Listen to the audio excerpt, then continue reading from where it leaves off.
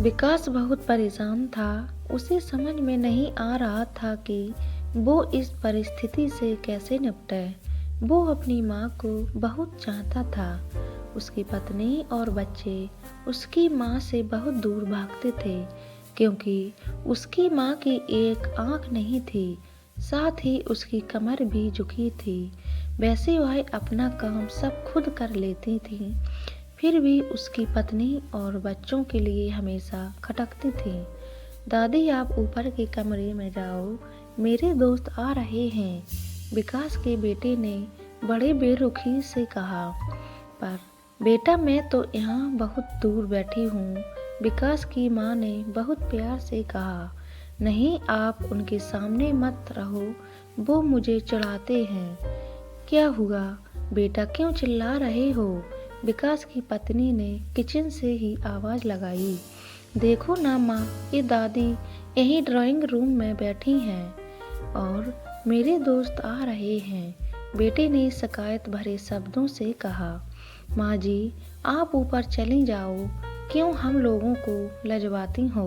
बेचारी दादी चुपचाप उठकर जीने के सहारे ऊपर जाने लगी।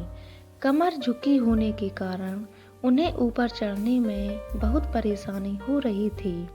वो पूरी ताकत से ऊपर के एक अकेले कोने वाले कमरे में जाकर बैठ गईं। विकास बाजू के कमरे से सब कुछ सुन रहा था।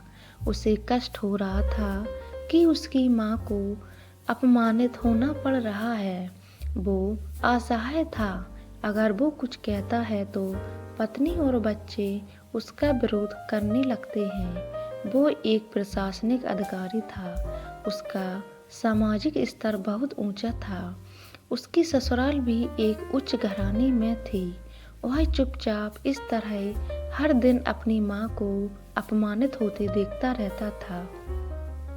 रात को विकास की पत्नी ने कहा, देखो जी, अब कुछ करो। कल कलेक्टर साहब की पत्नी आई थी। माँ जी अपनी देसी धुन धारा में उनसे मिली। मुझे बहुत शर्म आ रही थी, बताते हुए कि ये मेरी सास है। मैंने कह दिया कि दूर की रिश्तेदार हैं, इलाज कराने आई हैं। विकास को रोना आ गया, फिर भी वह चुप रहा। उसे समझ में नहीं आ रहा था कि वो क्या करे। माँ ने विकास से कहा, आज तुम जिस सामाजिक स्तर पर हो, ये हमारे ही संघर्षों की देन है।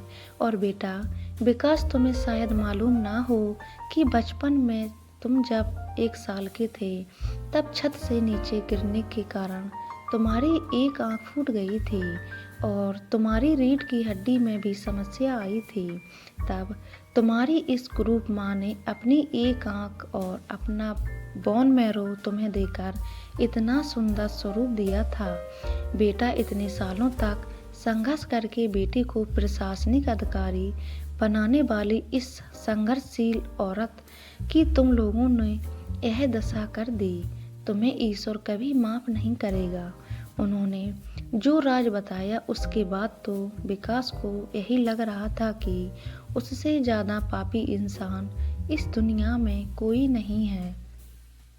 वह दौड़ता गया और माँ के कदमों से लिपट गया। माँ, मेरा अपराध है। मैं जानबूझकर चुप्पी साधे रहा, आपका अपमान करवाता रहा। अब सिर्फ आप ही उस घर में मेरे साथ रहेंगी और कोई नहीं।